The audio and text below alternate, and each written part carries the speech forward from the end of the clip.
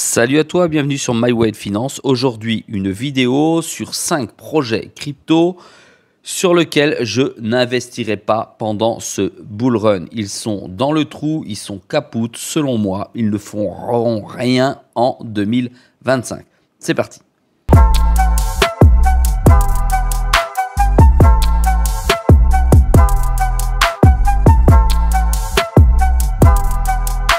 Sois le bienvenu dans cette vidéo. Je te rappelle qu'ici, il n'y a pas de conseil en investissement. Je te montre ce que je fais et comment je le fais. Je vais te présenter 5 projets crypto sur lesquels j'étais positionné ou pas pendant le bull run précédent ou avant le bull run 2025. J'ai nommé le premier projet Casper avec le CSPR. Je sais, ça va en faire bondir certains. Tout le monde me dit, il va pouvoir repartir, etc., etc. Je me suis séparé de mes CSPR il y a maintenant 8 mois et c'est une des meilleures choses que j'ai pu faire pour le début de ce bull run. C'est un jeton que je stackais qui m'a permis de gagner, mais très peu, puisque j'étais ici sur le bull run, c'est-à-dire en moment flat, et j'ai juste récupéré le denier de mon stacking. Ça vaut 1 centime aujourd'hui, ça vaut 160 millions. C'est à la 278e position. Voilà, c'est un projet qui a pratiquement distribué l'ensemble de ces jetons.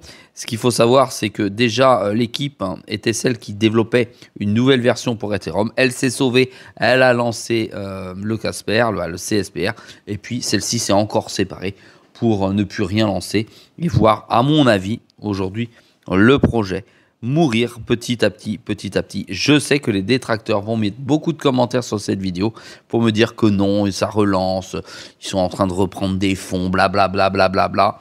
Pour moi, ça ne vaut plus rien. Je n'ai nullement l'intention de me repositionner dessus. Quand tu vois qu'une courbe fait comme ceci, voilà, tu te dis que là, elle est pratiquement arrivée à son point zéro lorsque tu sais qu'elle a déjà valu énormément de fonds précédemment. Voilà ce que je pense du Casper.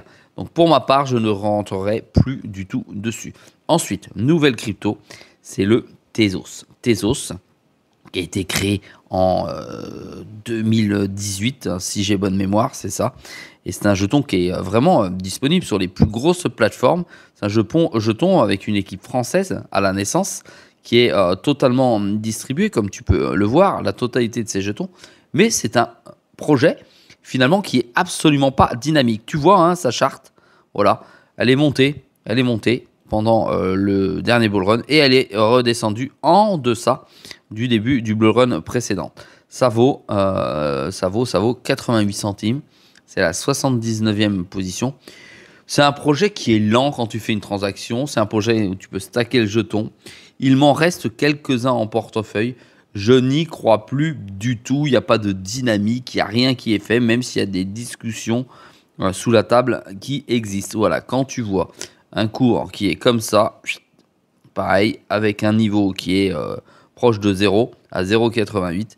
Voilà, ça donne pas du tout envie d'investir et je ne vois pas comment aujourd'hui, avec leur technologie, ils vont pouvoir rebondir pendant ce bull run parce qu'il y a des projets aujourd'hui qui sont bien meilleurs que Tezos, même si Tezos a des accords, même si Tezos est déjà implanté fortement depuis des années. Ils ne font rien et je ne pense pas que l'adoption future des crypto-monnaies et de l'utilisation des projets comme celui-ci seront quelque chose de vertueux pour mon investissement. Donc je dis, je ne vais pas tarder à sortir du Tezos et tu le verras, je te montrerai mon nouvel investissement à ce sujet. Ensuite, troisième jeton, c'est le Quantum. Quantum qui avait fait un boom lorsqu'il est sorti en 2017. D'accord, le Quantum, ça vaut 3,46 $. C'est placé 149e sur CoinMarketCap. Tu vois, c'est un projet, on va voir, qui est pareil, hein, placé dans tous les échanges. Et voilà, il est pratiquement distribué à 100%. Et franchement, voilà, ça paraissait être un projet intéressant, hein, réunir les forces de Bitcoin et d'Ethereum, etc. Mais aujourd'hui, il y a beaucoup de projets similaires qui sont sortis et je pense que celui-ci n'amènera rien de plus car ça fait déjà plus de 6 ans finalement que c'est sur le marché et ça ne bouge pas. Quand je dis 6 ans, je me plante littéralement. On est en 2005, c'est sorti en 2017. Voilà, pour moi, ça vaut rien du tout. J'ai absolument plus l'intention de me positionner dessus. Tu vois, c'est plutôt flat.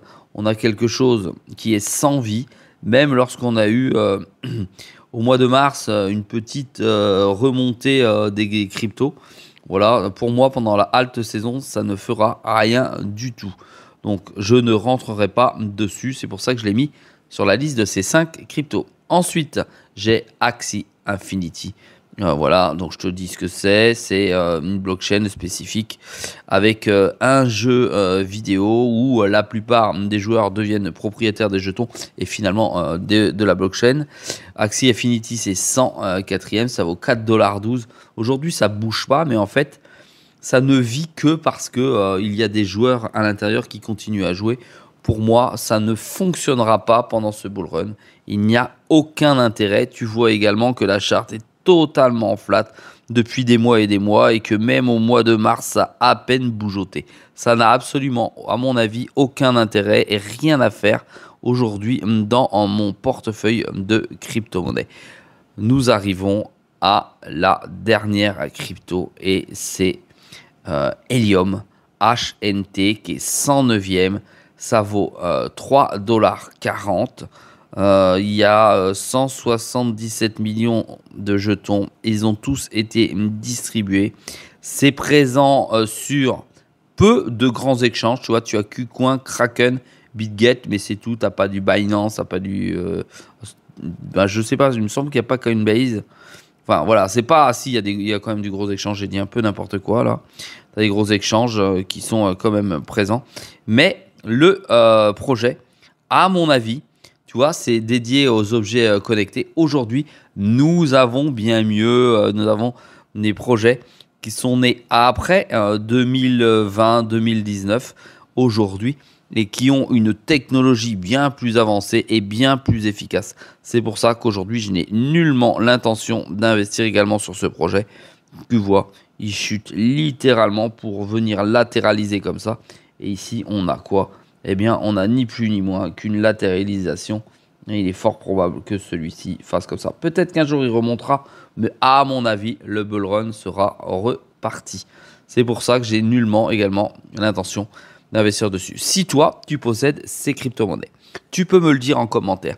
Tu peux être contradictoire et me dire que moi, que tu as, toi, des objectifs intéressants sur ce type de crypto. Pour ma part, je n'ai pas l'intention de mettre ces cryptos en portefeuille. J'ai également l'intention de sortir et de lâcher mon Tezos qui ne produit rien depuis des mois, voire des années. Et je vais te montrer ce que je vais acheter. J'irai plutôt sur un de ces projets que je t'ai montré dernièrement. Je t'ai montré 3-4 projets intéressants qui ont subi une forte baisse suite à la baisse générale du marché. Il est fort probable que dans les jours prochains, je rentre dessus. Voilà, si ce type de vidéo te plaît, n'oublie pas de m'encourager avec un pouce bleu. N'oublie pas également que sur MyWallet Finance, c'est une vidéo tous les jours à 6 h du matin. Je te dis à très vite dans une prochaine vidéo.